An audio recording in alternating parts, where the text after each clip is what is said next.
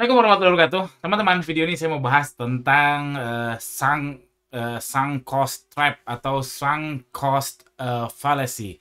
Jadi sunk tuh apa? Sink ya apa? Sunk tuh terjerembab kayak pusaran air ke bawah. Ini cost trap alias biaya, trap atau jebakan, atau fallacy alias salah duga atau ya kesalahan. Jadi intinya apa itu sunk cost trap itu atau sunk cost fallacy, dimana ketika kita khususnya dalam dunia bisnis dan investasi ya, terms ini atau kata-kata ini muncul tuh di dunia bisnis atau investasi, dimana kita sudah nyemplung jauh, dan dan kita kita merasa kita harus terus nyemplung lagi. Padahal kalau kita diam, ruginya sudah stop sampai situ. Tapi kalau kita terus gali lubang lagi, kita tambah rugi, tambah rugi. Itu memang mungkin antara kebodohan dan sama keoptimisan agak berbeda ya. Agak saru dikit dalam kasus ini. Jadi intinya ada kalanya, saya juga merasakan ada kalanya ketika kita do nothing atau ketika kita diem aja, ketika kita sudah rugi nih, oke, diem aja, ikhlas itu lebih baik daripada kita mencoba membenahi keadaan. Ya begitu, intinya gitu. Intinya kayak gitu, mudah-mudahan bisa dipahami. Silakan googling sendiri untuk yang lebih lengkapnya. Ini saya mau share pengalaman saya. Pertama, kenapa saya membahas ini karena teringat ini gara-gara saya lagi ngebongkar kontrakan ya, karena kami mau pindah kontrakan. Ini saya lihat ini ada barang nggak kepake, yaitu GRC ini nih. Bukan kantor ini ya. Gipsum. Gipsum ini nggak kepake. Gipsum ini kalau di kontrakan yang baru nggak kepake. Ini kalau saya bongkar, saya nggak tahu ini dikemanain. Terus ngebongkarnya juga butuh biaya, nggak mungkin sama anak-anak karena ada pakai dalamnya baja ringan dan sebagainya. Holo, dalamnya holo. Ya intinya harus panggil tukang, biaya. Terus saya nggak tahu ini dikemanain, nggak akan dipakai lagi di kontrakan selanjutnya. Dan kalau dibuang juga biaya, dimana bahan bangunan ya berangkal gitu, nggak bisa buang sembarangan ya. Orang kesel, abang sampah yang reguler kesel kalau dibuang barang-barang kayak bangunan, daun, kayak gitu dan sebagainya. Nah, gara-gara itu saya mikir, aduh ini kalau saya bongkar, kontrakan ini saya bongkar si GRC-nya atau gipsumnya, saya rugi nih. Kalau saya diemin, saya nggak rugi. Tapi mungkin si yang punya ruko nggak suka ya mungkin. Tapi kan dia akan mengontrakan lagi, dan si yang ngontrakin baru itu nggak akan protes. Lo kok ada GRC-nya? Nggak akan. Ya mungkin dia akan adaptasi terhadap kondisi si rukonya tersebut. Jadi jadi itu kondisi real nyata ini yang saya alami, yang sebenarnya kalau saya lanjutin ini beres-beresnya saya lanjutin, saya akan lebih rugi. Jadi lebih baik saya diam, alias do nothing. Saya nggak lebih rugi daripada saya ngebongkar itu si GRC.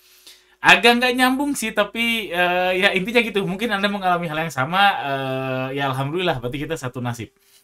Terus real case lain yang dulu-dulu yang sudah terjadi, yaitu nyandu paket banyak. Ini juga menurut saya sunk cost fallacy ya, sunk cost fallacy. Ketika nih paket banyak, padahal untungnya nggak ada, ternyata dihitung-hitung ternyata rugi, tapi tetap aja pengen dengan pricing kayak gitu, pengen dengan gaya iklan kayak gitu dan seterusnya. Yes, paket banyak, padahal ternyata saya terjerembab, yang dimana saya naif dan merasa ya sudah, ini untung kok, padahal ya ada untungnya sih, tapi sangat tipis dan ternyata berat juga, dan ya bukan berat ya, ternyata tipis banget. Dan ketika ada resiko sedikit bisa hancur semua, bisa ludes semua si profitnya. Itu eh, nyandu paket banyak, untung tipis. Menurut saya ini sunk cost fallacy juga, iya nggak ya? Lalu real case yang kedua, saya hajar terus produk yang jelek. Jadi saya pengalaman ngehajar terus produk yang jelek. Jelek tuh apa? Jelek tuh bisa ya demand-nya memang nggak ada, atau marginnya tipis banget. Ini jelek ya. Jadi kalau no demand kan harusnya kita masuknya dari edukasi. Misalkan saya tiba-tiba jualan pulpen yang bisa kipas angin misalkan. Kita dari edukasi dulu, nggak bisa langsung jualan di Shopee, di Tokopedia dan sebagainya. Karena di Shopee, Tokopedia nggak ada fasilitas untuk mengedukasi. Sekarang ada, yaitu Shopee Video. Tapi kalau untuk yang barang betul-betul menciptakan demand-nya, itu memang paling pas tuh masuknya dari sosial media.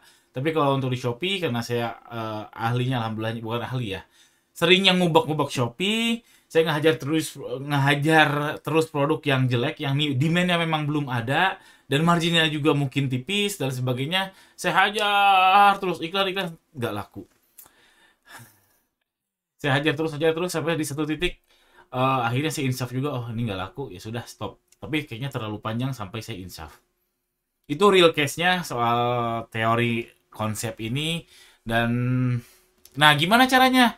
Mudah-mudahan kegambarin ya apa itu sunk cost trap ini dan pentingnya apa? Pentingnya kita harus tahu kapan harus eh, menghindarinya. Bagaimana menghindarinya? Yaitu kita harus set batas, kita harus evaluasi dan terukur. Nah, ini penting sekali. Terukur. Kalau nggak terukur, kita akan terus terjelebab, terus terjelembab, terus masuk ke sink itu, terus masuk ke pusaran air tersebut, dan kita nggak sadar ternyata rugi banyak. Padahal tenaga kita bisa dialihkan ke yang lain, resource kita bisa dialihkan ke yang lain yang lebih bermanfaat, uang kita bisa digunakan ke yang lain yang lebih bermanfaat, dan sebagainya. Jadi kalau pengalaman saya, biar nggak kejadian lagi kayak gini, nggak mungkin 100% terhindari ya, karena kita juga harus apa ya, harus tetap optimis dong. Kalau ketika rugi ya optimis bisa bangkit dan seterusnya. Tapi kita harus set batas. Ruginya tuh segimana sih? Kita gagal tuh ketika apa sih? Kita harus set batas, makanya dengan evaluasi. Nah, evaluasi harus yang terukur. Kalau nggak terukur, kayaknya ini rugi deh. Ini kayaknya bisa lanjut deh. Kalau kayaknya doang, ya boleh-boleh aja sebetulnya. Kalau yang memang pebisnis ulung, yang memang darahnya tuh darah bisnis, kayaknya kalau nggak terukur juga nggak apa-apa. Tapi kalau saya pribadi, saya harus terukur sih untuk menghindari hal yang seperti ini. Ya itu aja teman-teman, mudah-mudahan ada manfaatnya teori ini. Jangan lupa subscribe. Terima kasih banyak yang sudah nonton sampai akhir. Ini juga video yang agak agak ngawang-ngawang ya. Ya mudah-mudahan dapat memberikan hasanah buat teman-teman semua. Sekian, jangan lupa subscribe. Assalamualaikum warahmatullahi wabarakatuh.